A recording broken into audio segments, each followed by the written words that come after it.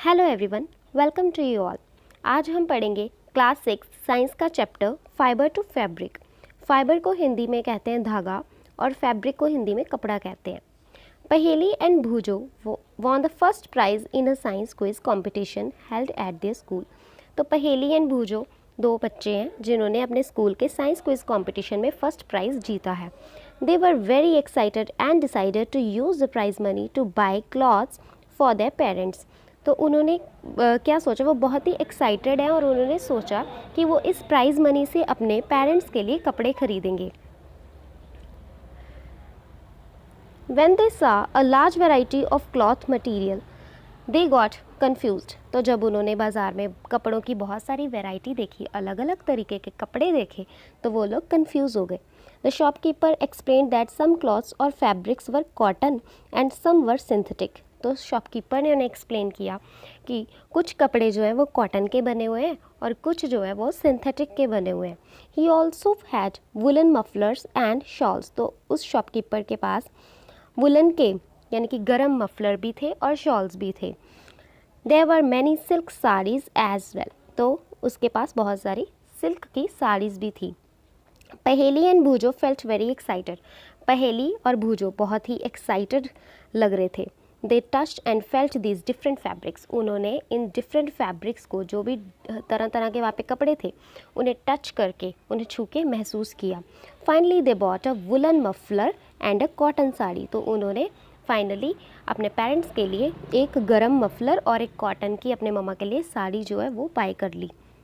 After their visit to the cloth shop, Paheli and Bhujo began to notice various fabrics in their surroundings. They found that bedsheets, blankets, curtains, tablecloths, towels and dusters were made from different kinds of fabrics। तो उन्होंने जब वो shop से बाहर आ गए कपड़े की दुकान से, तो बाहर उन्होंने क्या देखा कि मार्केट में बहुत सारे जो अलग अलग फैब्रिक्स के वहाँ पे बेडशीट्स हैं, ब्लैंकेट्स हैं, curtains, table clothes, towels and duster, ये सब चीज़ें जो हैं अलग अलग कपड़ों से बनी हुई है। यानी कि सबका जो कपड़ा है वो अलग अलग है, अलग अलग तरह का है। Even their school bags and the gunny bags were made from some kind of fabrics। यहाँ तक कि उनके जो स्कूल बैग्स हैं और जो उनके गनी बैग्स हैं वो भी किसी तरह के फैब्रिक से बने हुए थे। They try to identify these fabrics as cotton, wool, silk और सिंथेटिक। तो उन्होंने उन फैब्रिक्स को पहचानना शुरू कर दिया। वो देख रहे थे कि कौन कौन से फैब्रिक्स, मतलब कौन कौन सी चीज़ें कॉटन फैब्रिक से बनी हैं या वूल की हैं, सिल्क की हैं या सिंथेटिक से बनी हैं। Can you also identify some fabrics. तो आपसे पूछा गया है क्या आप भी ऐसे कुछ फैब्रिक्स को आइडेंटिफाई कर सकते हो। Variety in fabrics. Visit a near by Taylor shop, collect cuttings of fabrics left over after stitching.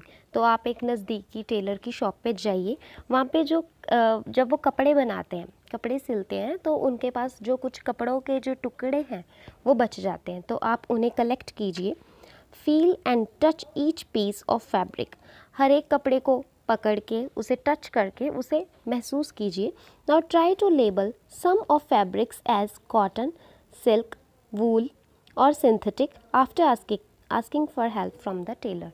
अभी आप जिस टेलर की शॉप पे गए हैं उससे ये जानने के लिए मदद ले सकते हैं कि उनमें से कौन सा कपड़ा जो है वो कॉटन है, कौन सा सिल्क है, कौन सा वूल का है और कौन सा सिंथेटिक है। तो ये सब आप वहाँ पे उन कपड़ों पे जाके लेबल कीजिए। Do you wonder what this different fabrics are made of. तो क्या आप ये सोच रहे हैं कि ये जो तरह तरह के कपड़े हैं ये किस चीज़ से बने हैं। When you look at any fabric, it seems a continuous piece। जब आप किसी भी फैब्रिक पे देखते हैं, किसी भी कपड़े को देखते हैं, तो आपको वो एक कॉन्टीन्यूस पीस दिखता है। कॉन्टीन्यूस पीस मतलब एक लगातार टुकड़ा, मतलब जो कॉन्टीन्यूस है, बिल्कुल जुड़ा हुआ है, ठीक है। Now look at it closely. तो आप उसको अभी जो कपड़ा आपको एक कॉन्टीन्यूस पीस नज़र आता है उसे आप क्लोजली देखें, पास से देखें।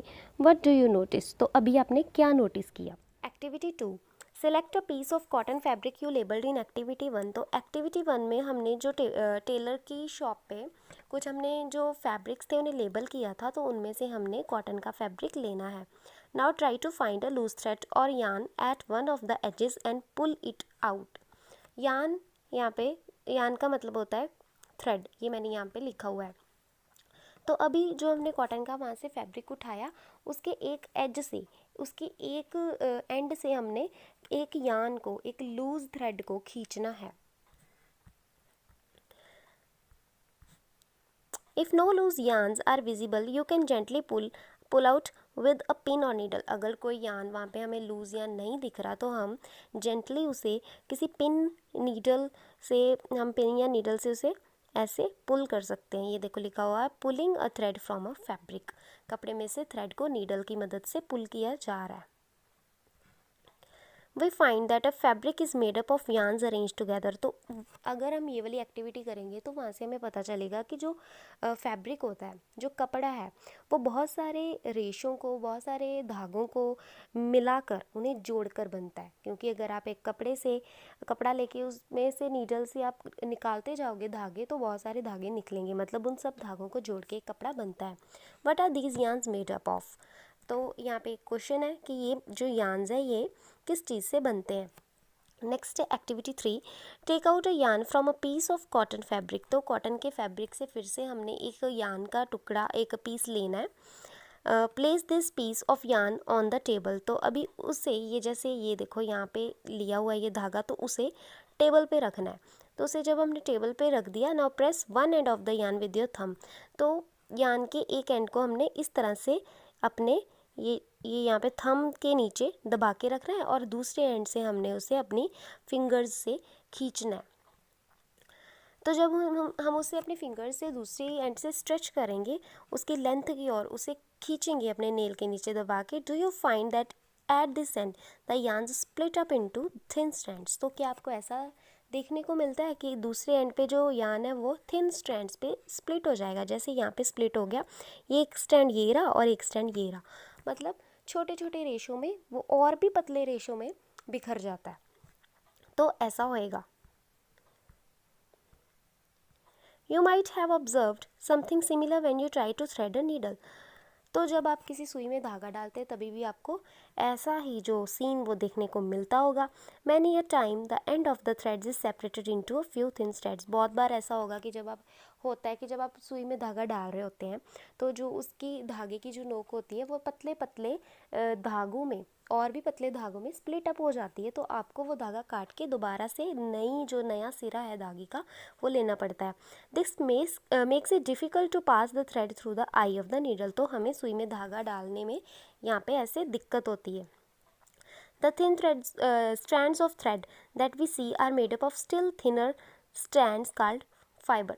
तो जो thin strands होते हैं थ्रेड के, जो जैसे यहाँ पे शो किया हुआ है कि बिखर जाता है थ्रेड थिन स्ट्रैंड्स में, तो ये क्या होता है कि ये और भी, जैसे कपड़ा जो है वो थ्रेड्स को, बहुत सारे पतले थ्रेड्स को मिलाकर बनता है, तो ये जो पतले जो धागे हैं ये और भी पतले रेशों से जुड़ के बनते हैं। यहाँ पे मैंने फाइबर का यहाँ पे मीनिंग लिखा हुआ है, आप नोट कर लीजिए अपनी बुक पे। Fabrics are made up of yarns and yarns are further made up of fibres. तो जो कपड़ा है वो यार्न से बनता है, धागों से बनता है, जो धागे हैं वो और भी पतले रेशों से बनते हैं। Where do these fibres come from? तो ये फाइबर्स आते कहाँ से हैं? The fibres of some fabric such as cotton, jute, silk and wool are obtained from plants and animals. तो जो सूत का कपड़ा, सूत के जो फाइबर होते हैं, ठीक है, जूट के होते हैं, सिल्क, वूल, तो ये सब हमें प्लांट्स एंड एनिमल से मिलते हैं। जैसे आपको पता है कि जूट का प्लांट होता है तो वहाँ से मिलते हैं। अभी सिल्क जो है वो हमें सिल्क वॉर्म से मिलती है, ठीक है, तो इंसेक्ट मतलब वो एनिमल की कैटेगरी में आ जाता है। कॉटन भी हमें प्लांट से मिलती है, वूल जो हमें वो एनिमल से मिलती है जैसे कि शीप से। These are called natural fibres, और इन्हें हम नेचुरल फाइबर्स कहते हैं। Cotton and jute are examples of fibres obtained from plants. तो कॉटन और जूट ये ऐसे एग्जाम्पल्स हैं जो हमें प्लांट से मिलते हैं, ऐसे फाइबर हैं जो हमें प्लांट से मिलते हैं, जैसे मैंने आपको अभी बताया। Wool and silk fibres are obtained from animals. तो जो वूल है और सिल्क है ये हमें एनिमल से मिलते हैं, ये भी मैंने आपको अभी एक्सप्लेन किया है। Wool is obtained from the fleece of sheep और गॉट। तो फ्लीस का क्या मतलब होता है? अगर हम गॉट या शीप की जो वूल होती है उसे हम शेव ऑफ कर देते हैं, उसे हम निकाल देते हैं, तो उसे फ्लीस कहते हैं। तो वूल जो है वो शीप या गॉट की जो शेविंग होती है वहाँ से हमें मिलती है। It is also obtained from the hair of rabbits, ये रैबिट्स के हेयर से भी हमें मिलती है, याक के हेयर से भी मिलती है एंड कैमल्स के हेयर से भी मिलती है। Silk fibre is drawn from the cocoon of silkworm. अभी यहाँ पे कोकून क्या है? जब कुछ इंसेक्ट्स अडल्ट स्टेज से पहले वाली स्टेज में खुद को प्रोटेक्ट करने के लिए अपनी बॉडी पर थिन थ्रेड्स की कवरिंग करते हैं तो उस कवरिंग ऑफ थिन थ्रेड्स को कोकून कहते हैं। समझ में आई बात? तो सिल्कवर्म क्या है? सिल्कवर्म ऐसा ही एक इंसेक्ट है जो अपनी बॉडी पे खुद को कवर करने के लिए कोकून की फॉर्मेशन करता है। तो silk fibre is drawn from the cocoon of silkworm. तो सिल्कवर्म की बॉडी पे जो कोकून होता है वहाँ से हमें सिल्क फाइबर मिलता है। For thousands of years natural fibres were the only ones available for making fabrics. तो 1000 साल पहले की बात है कि तब जो नेचुरल फाइबर्स थे उनसे ही फैब्रिक बनाया जाता था। इन द लास्ट 100 ईयर्स और so fibres are also made from chemical substances. तो केमिकल सब्सटेंसेस जो होती हैं, अभी 100 साल पहले क्या होने लग गया कि जो केमिकल सब्सटेंसेस है जो कि हमें प्लांट्स और एनिमल सोर्सेज से नहीं मिलती, उनसे भी फाइबर बनाना, फैब्रिक बनाना शुरू हो गया है। These are called synthetic fibres. तो जो हमें प्लांट्स और एनिमल सोर्सेज से नहीं मिलता फाइबर, उसे सिंथेटिक फाइबर कहते हैं। इसकी एग्जांपल्स है पॉलिस्टर, नायलॉन एंड एक्रिलिक। अभी पॉलिस्टर क्या है? पॉलिस्टर जैसे कि एनीथिंग वाटरप्रूफ जो होती है, जैसे कि raincoat, winter quotes and swim wear, ये आप अपनी बुक पे नोट कर लें। अभी नायलॉन से क्या बनता है? नायलॉन से जैसे कि फिशिंग नेट्स हो गई, रोप्स हो गई, आपके जो स्टॉकिंग्स आप पहनते हो, सॉक्स, ये सब नायलॉन फाइबर से बनते हैं। तो एक्रिलिक जैसे कि स्वेटर्स हैं, आपके हैट्स एटसेट्रा है, तो ये सब एक्रिलिक से बनते हैं। सम प्लांट फाइबर्स, यहाँ पे हम प्लांट से बने हुए कुछ फाइबर्स के बारे में पढ़ेंगे। तो नंबर 1 पे है cotton. Have you ever made wicks for oil lamps? क्या आपने कभी तेल के दियों के लिए बातियाँ बनाई हैं? What do you use for making these wicks? तो इन्हें बनाने के लिए आप क्या यूज़ करते हैं? ऑफकोर्स हम कॉटन यूज़ करते हैं। This cotton wool is also use for filling mattress, quilts और पिल्लोज। तो ये जो रुई है ये गद्दों, रजाइयों और तकियों को फिल करने में, उन्हें बनाने में भी यूज़ होती है। Take some cotton wool, pull it apart and look at its edges. तो आप कुछ कॉटन की वूल लें, कुछ रुई लें, उसके एंड को खोल के उसके जो एजेस हैं, उसके किनारे हैं, उसे देखें। What do you observe? आप क्या ऑब्जर्व करते हो? The small thin strands that you see are made up of cotton fibres. तो जो उसके एजेस से छोटे छोटे पतले पतले रेशे निकल रहे हैं वो कॉटन फाइबर से बने हुए हैं। Where does it this cotton wool come from? तो ये कॉटन वूल कहाँ से आती है? It is grown in the fields. तो ये खेतों में उगाई जाती है। Cotton plants are usually grown at places having black soil and warm climate. तो जिन प्लेसेस में काली मिट्टी और गर्म वातावरण होता है वहाँ ये कॉटन की जो खेती ये होती है। Can you name some states of our country where cotton is grown? क्या आप बता सकते हैं अपनी कंट्री की कुछ स्टेट्स, कुछ राज्य जहाँ पे रुई उगाई जाती है? तो मैं आपको बता देती हूँ कि actually cotton is produced in more than 12 states in India, जैसे कि पंजाब हो गया, गुजरात, महाराष्ट्र, मध्य प्रदेश, हरियाणा, कर्नाटका, राजस्थान, तमिलनाडु। तो ये सब में कॉटन की खेती होती है। But Gujarat it is the largest cotton producing state in India. वहाँ पे सबसे ज़्यादा कॉटन की खेती होती है। कुछ वहाँ के क्लाइमेट का भी असर है, क्योंकि जैसा कॉटन की खेती के लिए क्लाइमेट चाहिए वहाँ पे बिल्कुल वैसा क्लाइमेट बहुत इजीली मतलब वहाँ होता है ऑलमोस्ट। एंड जो इसलिए गुजरात में सबसे ज़्यादा कॉटन की खेती होती है, वहाँ सबसे ज़्यादा कॉटन उगाई जाती है। The fruits of the cotton plant are called cotton bolls. तो कॉटन प्लांट के जो फ्रूट्स होते हैं उन्हें कॉटन बॉल्स कहते हैं। ये कुछ इस तरह से ये कॉटन बॉल्स हैं। Are about the size of a lemon. तो ये नींबू के साइज़ जितने होते हैं। After maturing the bolls burst open. तो पक जाने के बाद ये जो कॉटन बॉल्स हैं ये ओपन हो जाती हैं, फूट पड़ते हैं। And the seeds covered with cotton fibres can be seen. तो कॉटन फाइबर के साथ, ऐसे रुई के फाहों के साथ कवर्ड हुए हुए सीड्स दिखने लगते हैं। Have you ever seen a cotton field that is ready for picking? तो क्या आपने ऐसी कॉटन की खेती कहीं देखी है जो कॉटन को पिक करने के लिए बिल्कुल रेडी हो? It looks like a field covered with snow. तो ये स्नो के साथ कवर हुई हुई खेत की तरह दिखता है, जैसे कि वहाँ पे बर्फ़ बिछी हुई हो। From these balls cotton is usually picked by hands. तो कॉटन जो है वो यूजली इन बॉल से हम हाथ से भी पिक कर सकते हैं, निकाल सकते हैं। Fibres are thin separated then separated from the seeds by combing. उसके बाद कॉम्बिंग की टेक्निक से फाइबर को सीड्स से सेपरेट कर लिया जाता है। This process is called ginning of cotton. तो इस प्रोसेस को गिनिंग ऑफ कॉटन कहते हैं। Ginning was traditionally done by hands. तो बहुत पहले जो गिनिंग थी वो हैंड से ये प्रोसेस होता था। These days machines are also use for ginning. तो आज के दौर में गिनिंग प्रोसेस के लिए मशीन्स यूज़ की जाती हैं। ये आप यहाँ पे इस फिगर में देख सकते हो, पहले ये हैंड से गिनिंग करते थे, पर अभी क्या है, बहुत बड़ी मशीन होती है, उसमें वायर्स लगी होती हैं, हुक्स लगी होती हैं, उसमें ब्रशेज़ लगे होते हैं। तो उससे क्या होता है गिनिंग प्रोसेस से कि गिनिंग प्रोसेस से जो कॉटन फाइबर है उसे कॉटन के सीड्स से सेपरेट किया जाता है। तो ब्रशेज़ उसके लिए बहुत हेल्पफुल होते हैं। वो बिल्कुल उन्हें वहाँ पे जाम नहीं होने देते कॉटन को और उसे अलग कर देते हैं सीड्स से। नंबर 2 है jute. Jute fibre is obtained from the stem of the jute plant. तो जूट का जो प्लांट होता है उसकी स्टेम से जूट फाइबर हमें मिलता है। ये देखिए आप यहाँ पे देख सकते हैं फिगर 3.8 में जूट का प्लांट दिया हुआ है। तो ये होती है उसकी स्टेम यानी तना। It is cultivated during the rainy season. तो बरसाती मौसम में इसे उगाया जाता है। In India jute is mainly grown in West Bengal, Bihar and Assam. और इंडिया में हमारे देश में जो जूट है, जूट का प्लांट है, ये मेनली वेस्ट बंगाल, बिहार एंड असम में उगाया जाता है। The jute plant is normally harvested when it is at flowering stage. तो जब ये फूल देने की स्थिति में होता है उस वक्त इसे हार्वेस्ट कर लिया जाता है। The stems of the harvested plant are immersed in water for a few days. The stems rot and fibres are separated by hand. तो हार्वेस्ट करने के बाद जो जूट प्लांट के जो तने होते हैं उन्हें कुछ दिनों के लिए वाटर में इमर्स करके रखा जाता है, डुबा के रखा जाता है। तो वाटर में इमर्स करने के बाद क्या होता है कि इनके जो स्टेम्स हैं वो रॉट होने शुरू हो जाते हैं। रॉट मतलब कुछ सड़ने जैसे शुरू हो जाते हैं, जैसे हमें दिखने लगता है कि जैसे सड़ रहे हैं। तो उस वक्त क्या होता है कि इन्हें हम इनके तनों से जूट फाइबर को हम अपने हैंड से ही सेपरेट कर सकते हैं।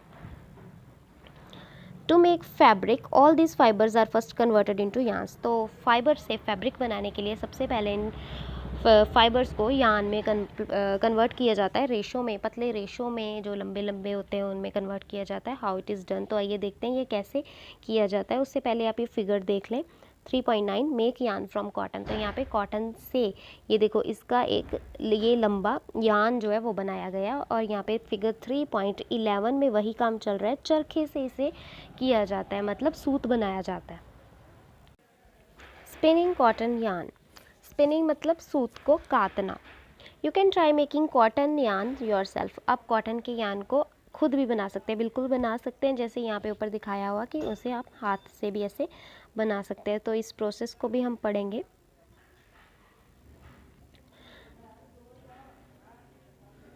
Hold some cotton wool in one hand. तो आप एक हाथ में कुछ कॉटन की वूल लें।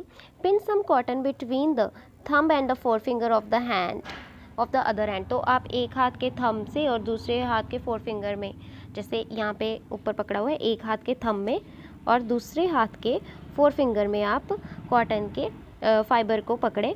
Now gently start pulling out the cotton. और जेंटली उस कॉटन को पुल करना स्टार्ट कर दें। While continuously twisting the fibres. और कॉन्टीन्यूसली उस फाइबर को घुमाना शुरू करें। Are you able to make a yarn, कि आप यार्न बना सकते हैं? तो बिल्कुल बना पाएंगे। The process of making yarn from fibres is called spinning. तो फाइबर से यार्न बनाने के इस प्रोसेस को स्पिनिंग कहते हैं। बहुत ही ईजी 1 मार्क का ये क्वेश्चन आपका यहाँ पे बन रहा है। In this process, fibers from a mass of cotton wool are drawn out and twisted. तो इस प्रोसेस में क्या होता है कि कॉटन के मास से, कॉटन की जो फाहे होते हैं मतलब बड़े बड़े, तो उनसे आप फाइबर्स को निकालिए और उन्हें ट्विस्ट करिए लगातार। This brings the fibres together. तो इससे बहुत सारे जो फाइबर्स हैं वो इकट्ठे हो जाएंगे टू फॉर्म यार्न। तो इकट्ठे होकर वो यार्न बनाएंगे। A simple device used for spinning is a hand spindle. तो सिंपल एक डिवाइस है, स्पिनिंग के लिए यूज़ किया जाता है हैंड स्पिंडल, जैसे कि यहाँ फिगर 3.10 में शो किया गया है। और इस डिवाइस को टकली कहा जाता है। Another hand operated device used for spinning is a चरखा। तो अनदर हैंड ऑपरेटेड डिवाइस जो स्पिनिंग के लिए यूज़ किया जाता है उसे चरखा कहा जाता है। ये पहले यूज़ किया जाता था और अब भी कई राज्यों में कहीं कहीं यूज़ होता है। Use of charkha was popularised by Mahatma Gandhi as part of the independence movement. He encourage people to wear cloths made of homespun yarn termed encouraged people to wear cloths made of homespun yarn termed as khadi and shun important clothes made in the mills of Britain। तो महात्मा गांधी ने लोगों को encourage किया कि वो घर में चरखों से बने हुए कपड़ों का यूज़ करें और ब्रिटेन में मिल में बने हुए कपड़ों का बायकॉट करें और उन्हें बिल्कुल यूज़ ना किया जाए। To popularize and promote khadi, the government of India constituted a body called Khadi and Village Industries Commission in 1956। Khadi को लोकप्रिय बनाने के लिए और बढ़ावा देने के लिए भारत सरकार ने 1956 में खादी और ग्रामोद्योग आयोग नामक एक निकाय का गठन किया। Spinning of yarn on a large scale is done with the help of spinning machine. तो बड़े प्रमाण में यार्न की स्पिनिंग करने के लिए जो स्पिनिंग थी वो स्पिनिंग मशीन्स के साथ की जाती थी, उनकी मदद से की जाती थी। After spinning yarns are used for making fibres. तो स्पिनिंग करने के बाद, सूत को काटने के बाद जो यार्न्स होते हैं उन्हें फैब्रिक्स बनाने के लिए, कपड़ा बनाने के लिए यूज़ किया जाता है। There are many ways by which fabrics are made from yarns. अब हमने धागे बनाने की प्रोसेस पढ़ लिया है, अब इन धागों से कपड़े बनाने की प्रोसेस को पढ़ेंगे। तो धागों से कपड़े बनाने के बहुत सारे तरीके हैं। The two main process are weaving and knitting. तो दो मेन जो तरीके हैं वो है वीविंग एंड निटिंग। यहाँ पे वीविंग का मतलब है बुनाई और निटिंग का भी सेम मतलब है, मतलब बुनना। Weaving. In activity 2, you might have noticed that fabric is made up of two sets of yarns arranged together। Activity 2 में आपने देखा होगा कि कपड़े धागों के दो सेट से बने हैं। The process of arranging two sets of yarns together to make a fabric is called weaving। Let us try to weave some paper strips। इस तरह धागों के दो सेट्स को एक साथ अरेंज करने की प्रोसेस को वीविंग कहते हैं। अभी हम कुछ कागज़ के टुकड़ों को बुनने की कोशिश करेंगे। Activity 5. Take two sheets of paper of different colors. Cut square pieces of length and width equal to 30 cm from each sheet। कागज़ के दो अलग अलग कलर्स की शीट्स लें और दोनों में से एक स्क्वायर पीस काट लें जिसकी लंबाई और चौड़ाई दोनों 30 सेंटीमीटर हो। Now fold both the sheets into half। अब दोनों शीट्स को मोड़कर आधा फोल्ड कर लें। On one sheet draw lines as shown in the figure 3.12a। तो अभी क्या करना है कि जो एक शीट है उसमें आपने लाइंस ड्रॉ करनी है जैसे फिगर 3.12a में दिखाया है, कुछ इस तरह से ऐसे।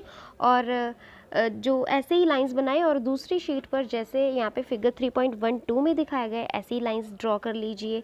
ऐसे लाइंस बनाइए, इन डॉटेड लाइंस के अलोंग इन शीट्स को काट लीजिए और इन्हें अब खोलिए। तो इसे जब आप खोलेंगे, अब इन पेपर स्ट्रिप्स को वन बाय वन बुनने की कोशिश करें लाइक दैट, जैसे कि आपको यहाँ पे फिगर 3.12 सी में दिखाया गया है। फिगर 3.12 डी में आप देख सकते हैं कि बुनने के बाद आपका शीट कैसा दिखेगा, कुछ ऐसा। तो बहुत ही अच्छा शीट आपका दिखेगा और ये पूरी तरह बुन चुका होगा। तो इस तरह से आप बड़े ही आसान तरीके से पेपर शीट को बुनकर अपनी क्रिएटिविटी दिखा सकते हैं। In a similar manner two sets of yarn are woven to make a fabric. तो जैसे अभी हमने पेपर्स के दो स्ट्रिप्स को हमने वोवन किया, बुना, इसी मैनर में, इसी तरीके से यार्न के दो स्ट्रिप्स को बुना जाता है। The yarns are much thinner than are paper strips. तो जो हमने अभी पेपर स्ट्रिप्स लिए उनमें से उनसे जो यार्न्स हैं वो बहुत ही पतले होते हैं। Weaving of fabric is done on looms. तो फैब्रिक की वीविंग जो है, उनकी बुनाई है वो लूम्स पे की जाती है, जैसे कि यहाँ पे आपको दिखाया गया। तो लूम्स जो है वो हैंड लूम्स भी हो सकती हैं, हैंड ऑपरेटेड हो सकते हैं या फिर पावर ऑपरेटेड हो सकती है, मतलब वो हाथ से बुनने वाली भी हो सकती है और बिजली से चलने वाली भी हो सकती है। Knitting. Have you noticed how sweaters are knitted. क्या आपने कभी नोटिस किया है कि स्वेटर कैसे बुने जाते हैं। In knitting a single yarn is used to make a piece of fabric. तो निटिंग टेक्निक में एक सिंगल यार्न का जो पीस है वो यूज़ होता है। मतलब दोनों में यही अंतर है कि वीविंग में यार्न्स के दो सेट्स इस्तेमाल होते हैं, लेकिन निटिंग में एक ही सेट ऑफ यार्न जो है वो यूज़ होता है। Have you ever pulled the yarn from a torn pair socks? क्या आपने कभी एक फटे हुए मोजेस के जो जोड़े से धागा खींचा है? व्हाट हैपन्स, तो क्या होता है? A single yarn get pulled out continuously. जैसे आप धागा खींचते जाएंगे उसमें से एक सिंगल जो यान है वो निकल के आएगा। एज द फैब्रिक गेट्स अनरेवल्ड, तो जैसे आप धागा खींचते जाएंगे वो कपड़ा या मोजा जो भी आप ले रहे हैं वो खुलता चला जाएगा और वो सिंगल यान जो है वो सुलझ जाएगा। Socks and many other clothing items are made of knitted fibres. Socks और भी बहुत सारी चीज़ें हैं जो सिंगल यान को बुनकर बनाई जाती हैं। Knitting is done by hand and also on machines. Knitting हाथ से भी की जा सकती है और मशीन से भी की जा सकती है। Weaving and knitting are used for making different kinds of fabric. तो वीविंग एंड निटिंग प्रोसेस से तरह तरह के कपड़े बनाए जाते हैं। These fabrics are used for a variety of clothing items, और ये जो कपड़े हैं वो तरह तरह की जो बहुत सारी क्लॉथिंग आइटम्स की वैरायटी है उनके लिए यूज़ किए जाते हैं। History of cotton material. Cotton material के इतिहास के बारे में पढ़ेंगे। Have you ever wondered what materials people used in ancient times for clothes? क्या आपने कभी सोचा है कि पुराने ज़माने में लोग कपड़ों के लिए किन चीज़ों का इस्तेमाल करते थे? It appears that in those times people used the bark and big leaves of trees or animal skins and furs to cover themselves. पुराने ज़माने में ऐसा लगता है कि जैसे लोग जानवरों के चमड़े या फर और पेड़ की छाल और पत्तों को इस्तेमाल करते थे कपड़ों की जगह पे अपने शरीर को ढकने के लिए, जैसा कि हमने सुना है और देखा भी है। After people began to settle in agricultural communities, they learned to weave twigs and grass into mats and baskets. जब लोग एग्रीकल्चरल कम्युनिटी में बसने लगे जहाँ खेती बाड़ी का काम किया जाता था, तो उन्होंने चटाई बुनना, टोकरियाँ बनाना और इन चीज़ों को घास से बुनना सीखा। वाइन्स, एनिमल फ्लीस और hair were twisted together into long strands. कुछ पेड़ों की वाइन्स को, मतलब पेड़ों की लताओं को, और जिन्हें बेल भी कहा जाता है, जानवरों की बॉडी से शेयर ऑफ की हुई ऊन वगैरह को आपस में ट्विस्ट करके, आपस में रोल करके लंबे धागे बनाए जाते थे। These were woven into fabrics, और फिर उन्हें फैब्रिक्स में बुन लिया जाता था। The early Indians wore fabrics made out of cotton that grew in the regions near the river Ganga. पुराने भारतीय लोग कॉटन से बने हुए कपड़े पहनते थे जो कि गंगा नदी के आसपास वाले क्षेत्रों में उगती थी। Flax is also a plant that gives natural fibres. Flax भी एक ऐसा प्लांट है जो नेचुरल फाइबर प्रोवाइड करता है। In ancient Egypt, cotton as well as flax were cultivated near the river Nile and were used for making fibres. पुराने Egypt में cotton और फ्लैक्स दोनों को ही नाइल रिवर के आसपास उगाया जाता था और इनसे कपड़े बनाए जाते थे। In those days stitching was not known. उन दिनों में लोगों को सिलाई के बारे में पता नहीं था। People simply draped the fabrics around different parts of their body. Many different ways of draping fabrics were used.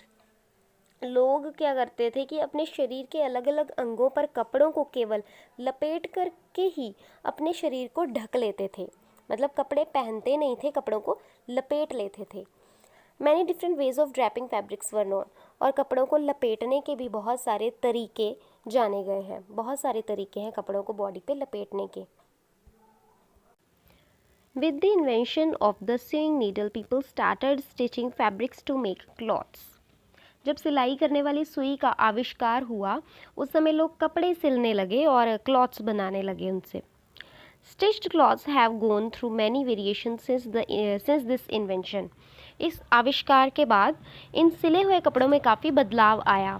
But is it not amazing that even today sari, dhoti, lungi और turban is used as an unstitched piece of fabric?